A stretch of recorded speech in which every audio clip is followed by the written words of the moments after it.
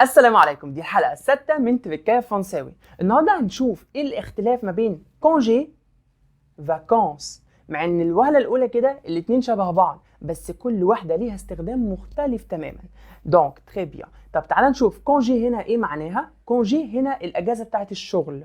طب تعالى ناخد اكزامبل كده بحيث نفهمها اكتر واكتر. Tu peux demander des jours de congé à ton chef. Tu peux demander des jours à congé à ton chef. تري بيان تري بيان. عاوزك تاخد الاكزامبل ده وتترجمه وتحلله وتكتب لي الترجمه بتاعته تحت في الكومنتات. تري بيان. طب تعالى ناخد الكلمه الثانيه كده. فاكونس. ها فاكونس فاكونس. اسمع وردد ورايا. ها فاكونس فاكونس فاكونس. تري بيان تري بيان. دي الاجازه. طب تعالى ناخد مثال كده عشان الموضوع يكون بصوره واضحه قدامنا. Si je suis en congé, je ne travaille pas. Si je ne travaille pas, je peux partir en vacances.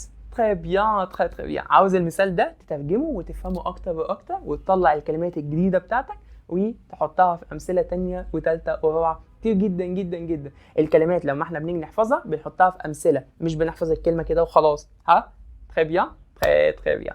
ما تنساش في اخر الفيديو تعمل لايك سبسكرايب وتمنشنه مع اصحابك كمان، زائد تجيب امثله كتير على كونجي و فاكونس. اشوفكم على خير. À plus.